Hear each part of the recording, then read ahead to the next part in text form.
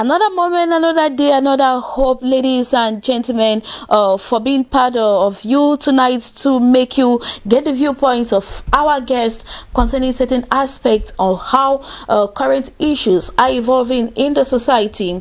And of course, it is our pleasure having you once more again. With us here in the studio, we are having Mr. Pang Julius. He is an ICT technician, and we have Mange Venashus. Good evening to you, Mr. Pang, and thank you very much for coming. Good evening, Madam Vanessa. It's my pleasure being with you here. All right, thank you very much. But like I said yesterday, just call me Vanessa and we will go. Mange Venashus, good evening and thank you very much. Good evening, Vanessa. And good evening to our viewers in the house. All right, in a moment, we will be taking the first part of the show.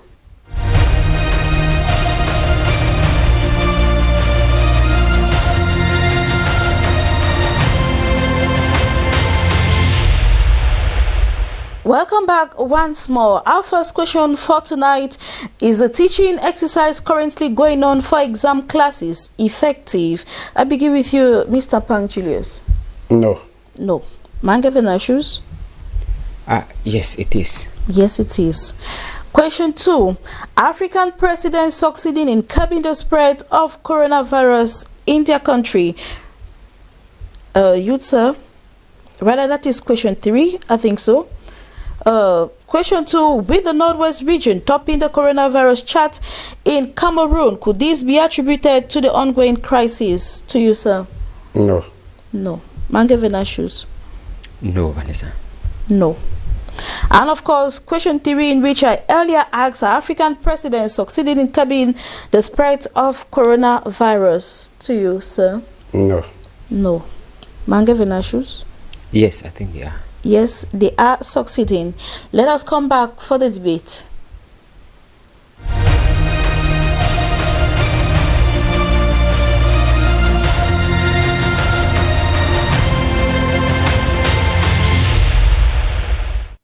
In our first question, is the teaching exercise currently going on for exam classes effective? Mr. Pang Julius, you don't think that it is effective. What makes you think it's not effective, given that almost all the students, the pupils, are back in school and classes have resumed normally?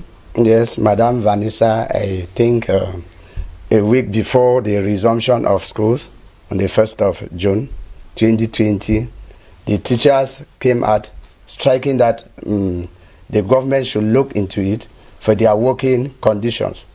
And the government stay mute without responding to them. So teachers were, during the pandemic, teachers had to go to their various villages. And since they asked the government to look into their own situation, the government refused. The government did not answer them. And I'm not sure teachers went back to class on that first. I also teach at times. Now for the private teachers, in the private schools, for about 2 months, teachers have not received salaries. The salaries from March, April, and this May, they have not received their salaries. And if you go to those schools, the students are there, but the teachers are not there. Most of the private school, 80% of the teachers are not in school. So the classes are not currently going on, especially for the private schools. All right, thank you very much for your points. But then, given that we mostly see the students going to school and parents have not complained, the students themselves, they have not complained, is it not a sign that no, some teachers have taken upon themselves to actually resume back activities with the hope that the lay private owners are going to pay them? Madam Vanessa, I'm saying that if you can see the students going to school, it does not mean that they are obtaining lessons. They can go to school, they'll sit in school and close and go back to the house without obtaining lessons. I'm saying with facts. I've been in some of the schools and I've discovered that most of the teachers are not there. The students are there, but the teachers are not there. But the teachers are not there. Yes. Thank you very much for your point, sir. And Mange Venashus, you rather think that the teaching exercise currently going on for exam classes are effective? Just looking at the points that Mr. Pang Julius has raised, do you still stand on your fact? Vanessa, it is a revelation that we are receiving at the same time, like our viewers are doing as well, because we think that the school week is already rounding up the second week, and we have not had any complaint from parents. We've not had any complaint from school administrators to say that there are no teachers. He actually indicated that in the private sector, that is where the problem lies, where the problem is heavy. But in the government sector, the information we receive is classes are going on. That classes are going on normally. But then we are not refusing the fact that most of the schools are found in the private sector, and that is where the problem is, like Mr. Pang is saying. And I would think that we will still need to let the parents, I think it is an eye-opener for the parents, because I was of the opinion as well, like what we heard from the government schools, generally the general global picture is classes are going on effectively, and that they are preparing for end of year exams which so the date has been postponed, but then there has been no issue as such to say that classes are not going on. But if he is confirming that classes have not been going on because teachers have not been paid, he has the hand in it, and he knows what he's saying. Therefore, I think that it is an eye-opener for parents. It is an eye-opener for the state as well, because we may keep on, telling Cameroonians that classes are going on, whereas that is not the case. Children may still go to school. We need to verify, like he is saying, to make sure that they go to school, they actually receive lectures, and that the teachers are there. If not, I think that we would have risked, I use the word risk, we would have risked the lives of these children, the lives of the parents, because they come and intermingle and go back to their homes. We would have risked the life of children and parents so much for nothing, because going throughout these 2 months without classes, and then they're saying that they are going to write, that would have meant nothing, Vanessa. All right, like you rightly said, Mr. Pang, you want to add something? Yes, I want to tell Mr. Vanessa that government, especially the government schools, they always hide what is going on in those institutions. Students will go to school. It may be a school that contains about 50 teachers per day. About 10 teachers are there. 5 teachers are there. Are they teaching? No. Actually, no. For now, they have divided classes. Because one class has to take 24. Only 24 students per class. And a class that was taking about 100. Therefore, the class supposed to be divided A, B, C, and D. And if they divide like that, and those teachers, since they are not motivated, they will not accept to, instead of 8 periods, to go and teach 16 periods. That is my point. And they are not doing it. They are not doing it. If you go down to the field, you discover it, that they are not doing exactly what is out here, what they are telling me here. Yes, but when we talk of motivation, I think that they are on a monthly salary. I'm talking of those in the civil service. Yes, they are on a monthly salary. But one of the officer of the teachers trade union came out and said, we are like soldiers, we are going to the war front. We need measures to be protected, not to be contaminated. Yes, be contaminated with this virus. That is what they were asking. They were asking for motivations. That was their point. Yes. They were asking for motivation, and the government stayed mute. So they are there, they will go there, but they will not teach. They may go and mark the name and go back.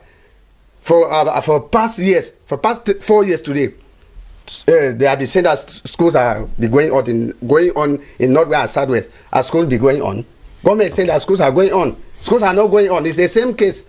All right, I actually get his point. If teachers were to spend 8 hours in school, or 16, because now with the coronavirus, like he's rightly saying, they're supposed to extend their stay in school, but given the situation in which they are not motivated, they are forced to just come and do what they have to do and go. That takes us to our... If you permit me to come back to this question of motivation. All right, just 1 minute. Yes, I think that motivation is that a necessity, because they are working for their salary, and salaries are being paid. So motivation, anyway, that is the point. They are working for salaries, and they know that this time around it's very dangerous for them to go and teach with students. Why? They don't know where the students are coming from. So they need something. They wanted government to say, yes, we will give you this, we will give you this, as they are giving the doctors, whether they say that they have to wear all those type of things. Then the government did not supply them. All right. That may be one of the reasons. That may be one of the reasons. Let us take our second question tonight, with the Northwest region topping the coronavirus chart in Cameroon. Could this be attributed to the ongoing crisis? And Mr. Punk Julius, you don't think that the fact that the Northwest has already one of the highest number of infected cases of COVID-19 is not as a result of the ongoing crisis? Yes. You know, before the outbreak of this pandemic, Northwest was already at a war, and they were not coming together as the other regions, Northwest and Southwest. So most of them, they used to leave their house, go to their work site, from work site back to their homes. Mm-hmm. They have become used to with that attitude. So I don't think, because it was going to market, going to places that they will be overcrowding, it's a preventive measure to Northwest and Southwest instead. But Yes. given that the crisis already prevented them from gathering, how come is that the region now has one of the highest infection rates in Cameroon? For now, I What don't to know. explain that? For now, I don't know the statistics if they are the highest. But if they are the highest, I think it may be as a result of the climate, because I learned this virus survive mostly in a cool climate, and Northwest is having a cold region. Yes, it's cold region. It's a cold region. Yes, that Alright. may be one of the reasons.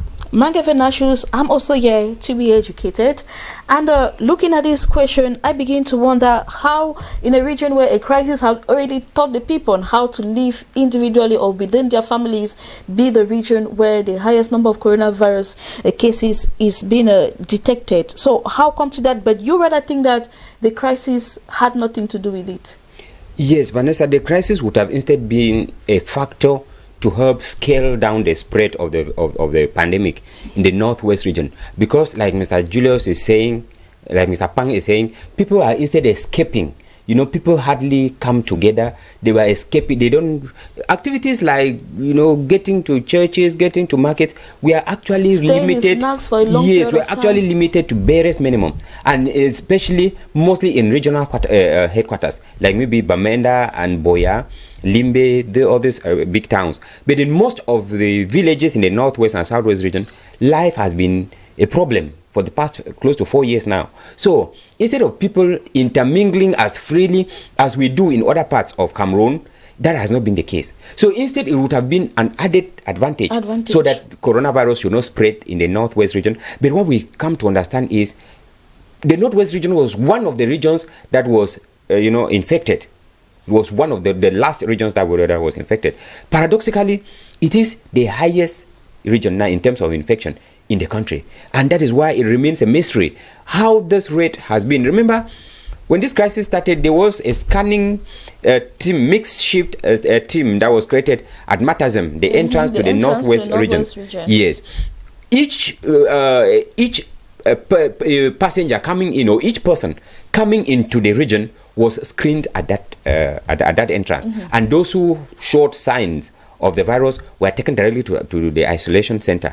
Vanessa, I don't understand whether it is because of this lack of seriousness, this lack of belief, and being convinced that the virus exists, that it has suddenly skyrocketed. And the question we are asking is, if we look at it in terms of population, statistics tells us that a good number of the population of the Northwest region are like refugees in Nigeria.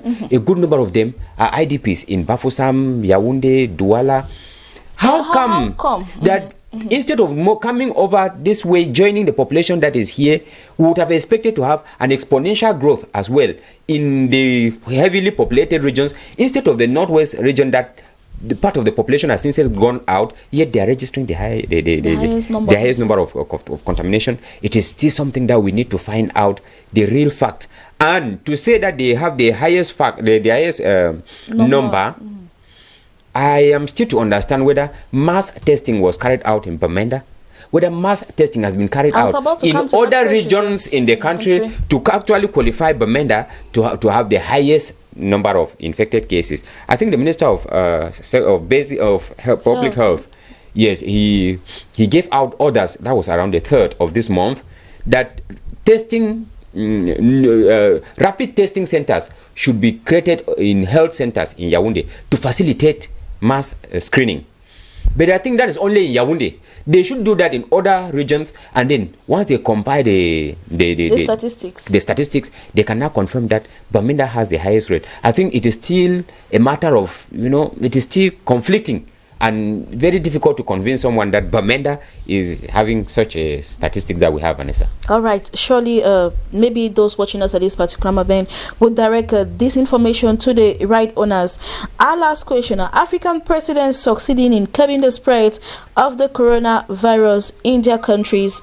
And Mr. Punk Julius, you don't think they are succeeding, but we know that the coronavirus rate of infection in Africa is not as compared to the Western world, and many African countries before that had already prepared to tackle the virus the right way. So you don't think that, but you rather think that the presidents are not succeeding?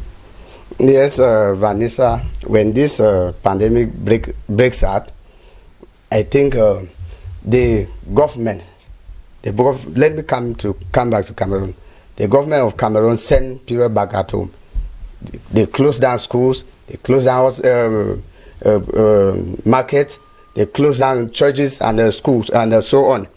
But later, they decided to reopen bars, send people to bars.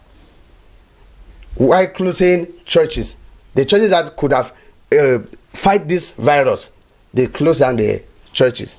Only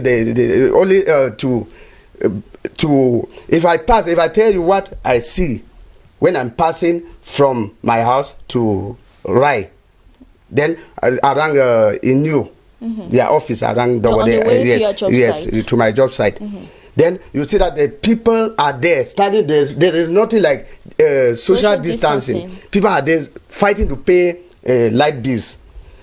If they are fighting it, they could have subsidized these companies to even say light bills are free, water bills are free.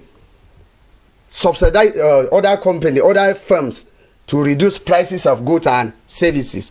They said the buses had to carry half of the passenger that were carrying at first, but now the fuel price is at the same level. It's the same level. How can they survive?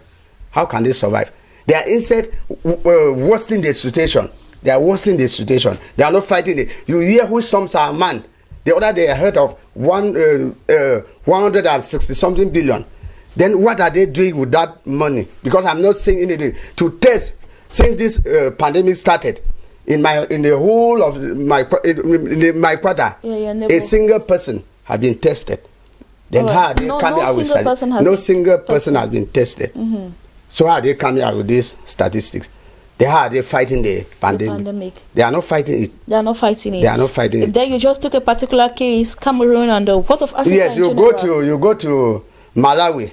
The other day I heard the former president said this issue like this problem of coronavirus is not existing in Africa. It's not existing. Yes, that is what she said. All right. And if I look at you, I will discover that there is something behind that African leaders want to benefit. There's something behind that these African leaders want to benefit. That's your point of view. Yes, that is what I'm saying. Yes, even me, when I sit and actually look the way they are fighting it, I discover that actually this virus is not in Africa.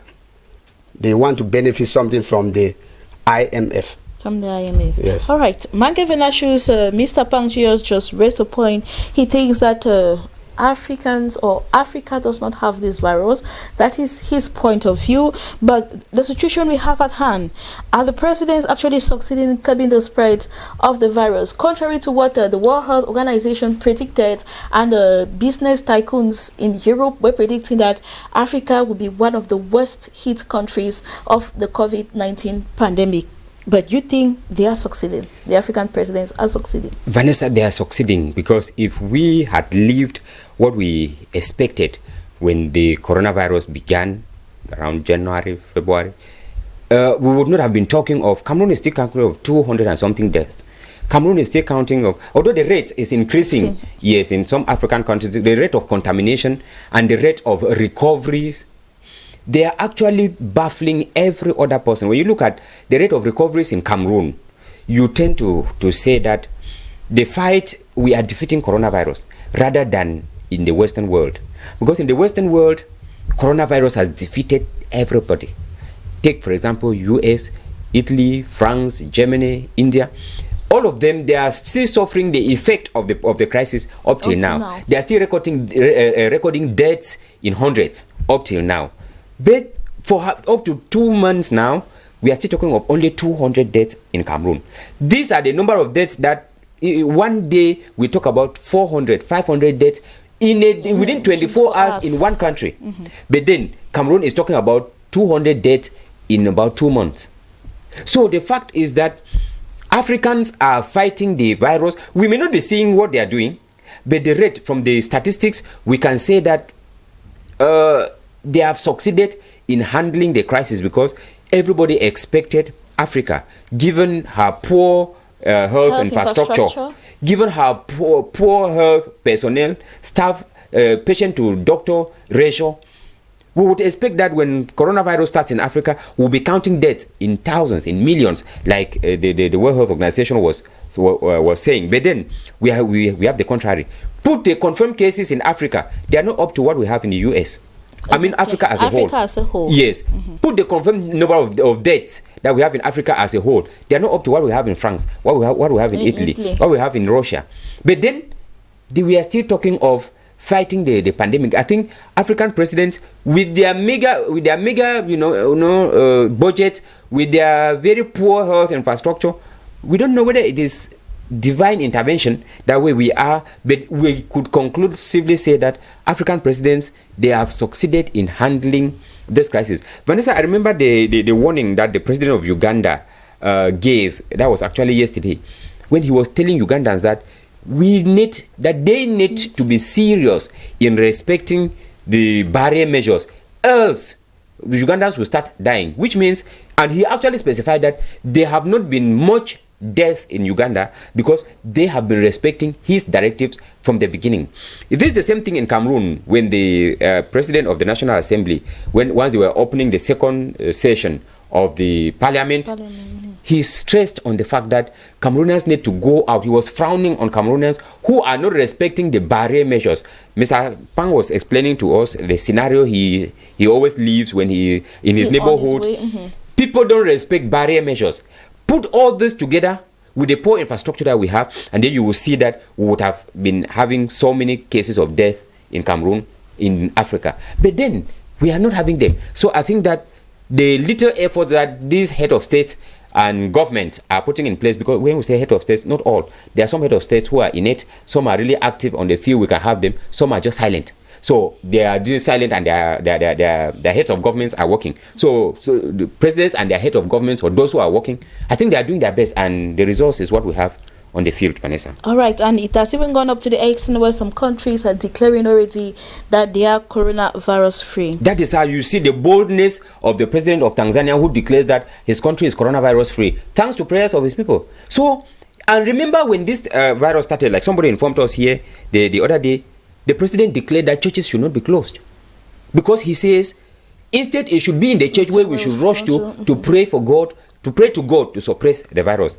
And if others are closing the churches, they should not close his churches in his country. And when he said so, they respected it. Now he declared his country free. Therefore, he has succeeded. And from him, we can draw the example of other African countries that they are succeeding, Vanessa. All right.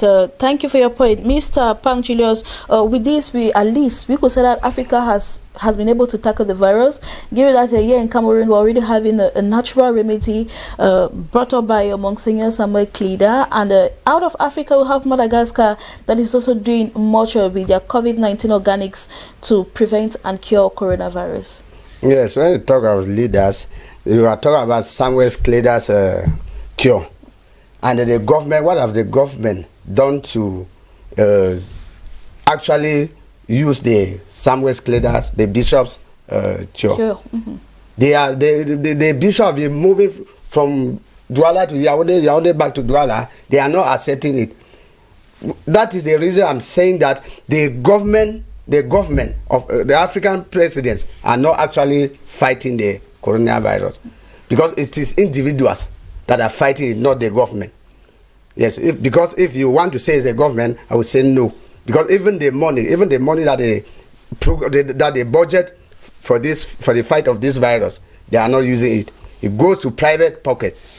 See, the other day, at Ebolowa, one traditional doctor refused from the SDO bucket sent by the head of state to fight coronavirus. Are they fighting coronavirus with buckets of 1,500 francs? No. They are all equipment to fight the virus. Yes, but I saw some few buckets like that. That traditional ruler refused to receive it. It is so the SDO was forcing him. Own personal initiative not to accept the gift. So what could be your closing remark? What could you advise Cameroonians to do in order to tackle the virus? Okay, Madam Vanessa, I want to beg Cameroonians to follow the measures put in place.